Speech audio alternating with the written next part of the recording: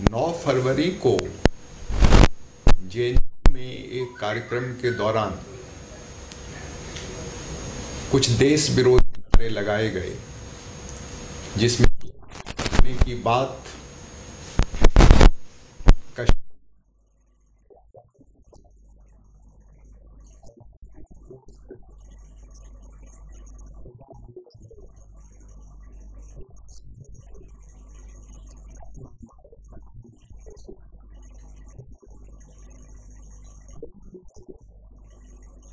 किसी भी देश का नागरिक इन नारों का समर्थन नहीं कर सकता है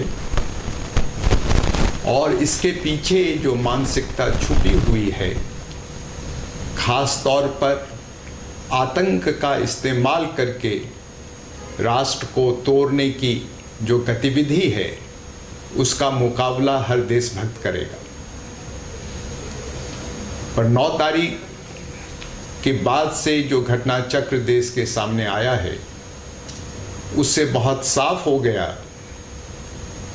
कि जो भारत का शासक दल है इस वक्त, जो कि असल में एक राष्ट्र स्वयंसेवक संघ का प्रतिनिधि संगठन है, जिसने इस देश को बनाने में, इस देश की आज़ादी की लड़ाई में कोई योगदान नहीं दिया, वो आज नकली देशभक्ति का आवरण ओढ़ करके, नकली देशभक्ति का नकाब ओढ़ करके अपनी राजनीति को, जो कि उनकी गलत समझ है, उनको शायद ये समझ में आ रहा है कि वो जो कर रहे हैं इससे वो राजनीतिक तौर पर मजबूत होंगे, लेकिन देश के गंभीर सवालों पर देश के बड़े राजनीतिक दल और ख़ास तौर पर शासक दल अगर ऐसा अवसरवादी रुख अपनाएंगे,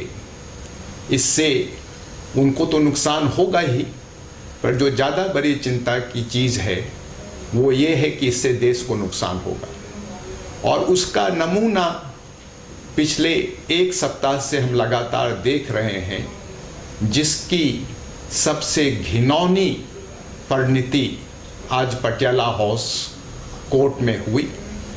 2 दिन पहले वहाँ काले कोर्ट में वकीलों के वेश में आरएसएस समर्थक गुंडों ने पत्रकारों के ऊपर हमला किया, देश के नागरिकों के ऊपर हमला किया, कानून और संविधान के हिसाब से जो कार्रवाई होनी चाहिए उसको रोकने की कोशिश की। वो ऐसा करेंगे इसका उन्होंने खुलेआम पहले से ऐलान कर रखा था, उनको रोकने की कोई कोशिश नहीं हुई। घटना हो जाने के बाद भी उनको पकड़ने की कोई कोशिश नहीं हुई। उन्होंने बार बार इस बात का प्रचार किया कि हम ऐसी घटना को दोबारा अंजाम देंगे। भाजपा के एक चुने हुए विधायक हैं जिन्होंने खुलेआम ये बयान दिया कि जो मुझे देशभक्त नहीं लगेगा उसको मेरे पास बंदूक होगी तो मैं गोली मार दूंगा। पार्टी की ओर से, किसी जिम्मेदार नेता की ओर से अभी तक उनके खिलाफ कोई बयान नहीं आया है। और आज जो घटना हुई उससे साफ ऐसा लगता है कि पूरी की पूरी सरकार, पुलिस तंत्र और जो इनका गुंडों का एक गिरोह है, उन्होंने मिलकर के आज देश के सामने जो स्थिति पैदा की है, उसका कोई दूसरा उदाहरण भारत के लोकतांत्रिक इतिहास में ढूंढना बहुत मुश्किल होगा। सुप्रीम कोर्ट के नज़र के सामने, सुप्रीम कोर्ट के निर्देशों के बावजूद सामान्य कानून, समान मर्यादाओं, इन सब का उल्लंघन करते हुए घंटों तक, कोई 5 मिनट नहीं, कोई 10 मिनट नहीं, घंटों तक पटियाला हाउस कोर्ट पर गुंडों का कब्जा रहा। सैकड़ों की संख्या में पुलिस वहां मूक दर्शक बनकर देखती रही। पत्रकारों को गालियां, जो भी उनका समर्थक नहीं है उनको गालियां, और ये सब घंटों से चल रहा था। उसके बावजूद पुलिस बिना पक्के इरादे के या बिना व्यवस्था के कन्हैया कुमार को लेके आई। ये बहुत चिंता और शर्म की बात है कि 2 दिन पहले जब कोर्ट में ऐसा वातावरण था, शायद इतना आतंकी वातावरण उस दिन था भी नहीं, तो भी पुलिस ने यह फैसला किया था कि कन्हैया कुमार को कोर्ट नहीं लाया जाएगा।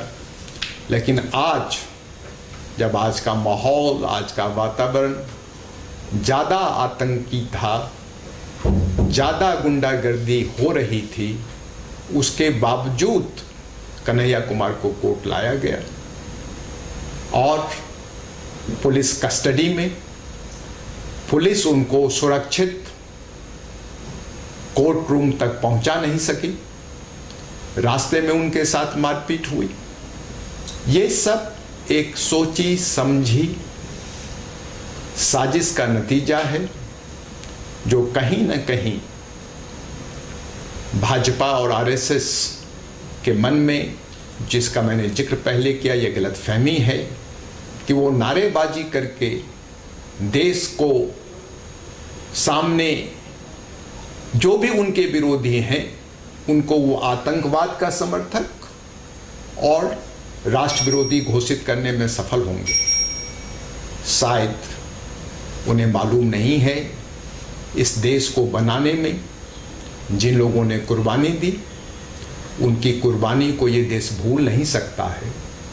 और जब देश अपने नायकों की खोज करता है, अपने शहीदों की खोज करता है, तो उसमें एक भी ऐसे आदमी को ढूंढ नहीं पाता जिसका आरएसएस के साथ कोई संबंध रहा हो, जिसको भारतीय जनता पार्टी अपना पुरखा बता सके।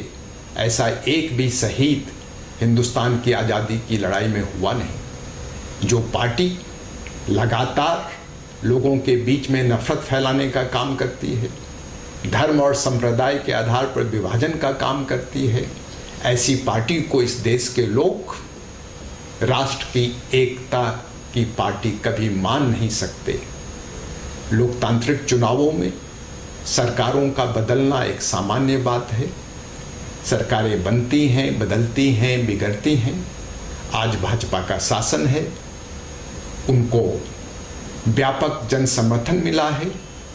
हालांकि वोट का प्रतिशत बहुत कम है, पर यह ठीक बात है कि उनके पास बहुमत है।